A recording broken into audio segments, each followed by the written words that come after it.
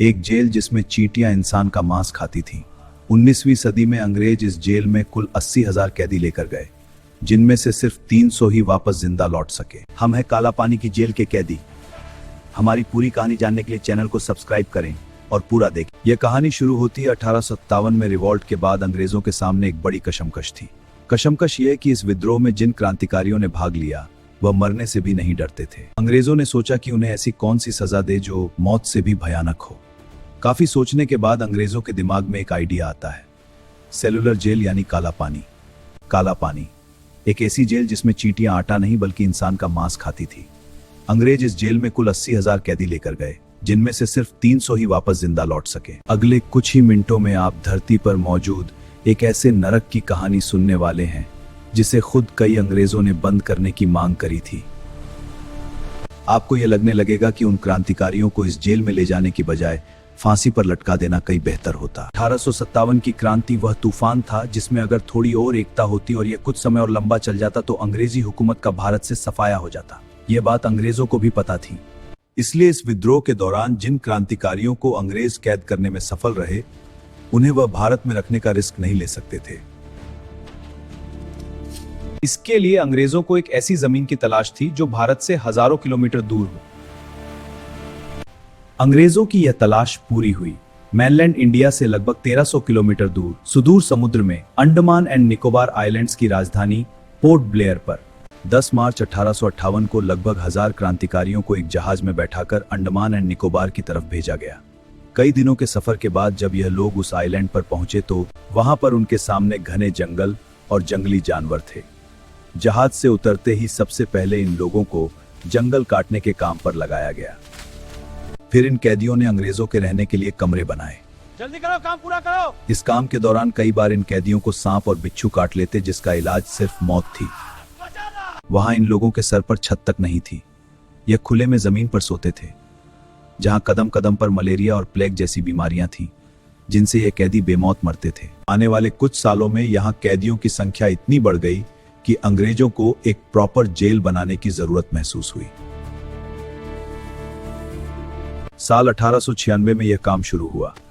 सबसे पहले एक बड़ी 4 दीवारी बनाई गई, जिसके बीच में एक बड़ा टावर बनाया गया। जेल का निर्माण कार्य कैदियों के कंधों पर ही था। मुख्य इमारत के कंस्ट्रक्शन में बर्मा से लाई गई लाल ईंटों का इस्तेमाल हुआ। 1906 में बनकर तैयार हुई यह जेल 7 इमारतों में बंटी हुई थी। जेल की मुख्य इमारत के अंदर इमरजेंसी के लिए एक बड़ी घंटी लगाई गई।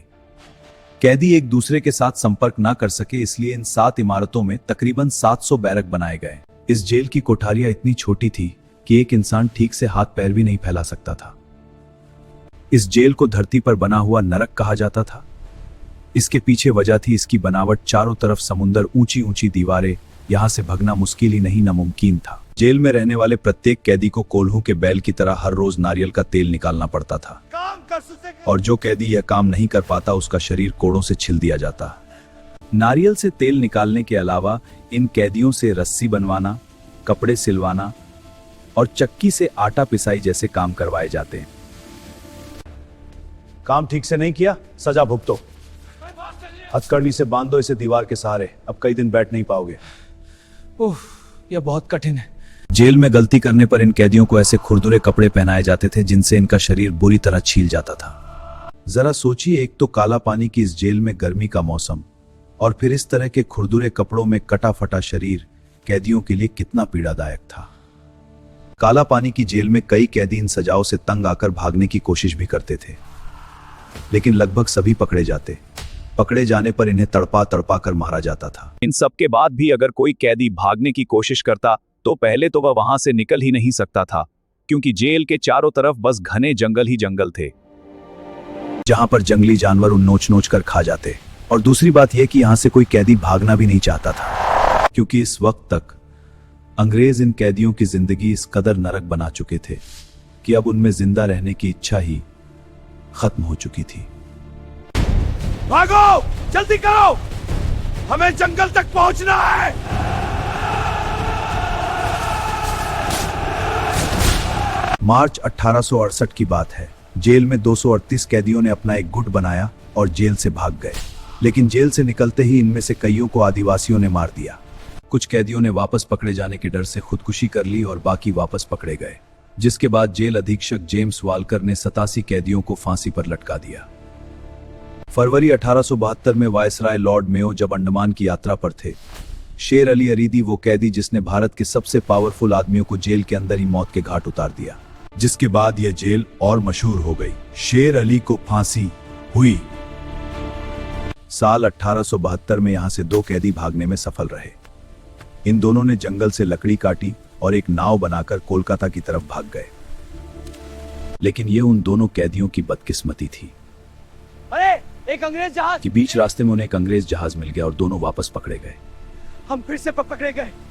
1857 के मशहूर क्रांतिकारी और उर्दू के प्रसिद्ध शायर अल्लामा फजले हक खैराबादी भी इस जेल में कैदी थे। खैराबादी इस जेल के बारे में लिखते हैं कि हर कोठरी में कच्चा छप्पर था जो दुख और बीमारियों से भरा हुआ था। कोठरी की छत हर वक्त टपकती रहती थी। 1861 में 65 साल की उम्र में खैराबादी भी इन्हीं दुखों के साथ दुनिया से विदा हो गए। 1908 में चंदन नगर में कमिश्नर के घर बम फेंकने वाले इंदु भूषण रॉय को भी इसी जेल में रखा गया था। इंदु भूषण रॉय को हर रोज जेल में अपमानित किया जाता था, जिससे आखिरकार वे इतने टूट गए कि उन्होंने माफी मांगने के बजाय अपने कुर्ते से फांसी लगा ली। इंदु भूषण की तरह इस जेल में हर रोज कई कैदी खुदकुशी करते थे। कई बार इन सबसे परेशान होकर कैदियों ने भूख हड़ताल भी की, लेकिन अंग्रेज इतने जालिम थे कि वे जबरदस्ती इन कैदियों के मुंह पकड़कर उसमें एक नली के जरिए खाना डाल देते, और यह खाना तब तक डाला जाता जब तक कि कैदी मर ना जाए, ताकि डर के मारे अगली बार कोई और कैदी भूख हड़ताल ना कर सके। काला पानी का यह यातना आत्मा शिविर साल 1942 तक चला। फिर सेकेंड वर्ल्ड वॉर के दौरान 1942 में अंडमान और निकोबार द्वीप पर जापान का कब्जा हो जाता है, तो अंग्रेजों के खुद के पैर भारत से उखड़ने लगे। इसलिए 1945 में काला पानी की यह जेल हमेशा हमेशा के लिए बंद हो गई। उम्मीद है कि आपने वीडियो को अंत तक देखा होगा और आपको पसंद भी आया होगा। तो वीडियो को लाइक करें और चैनल को सब्सक्राइब करना न भूलें।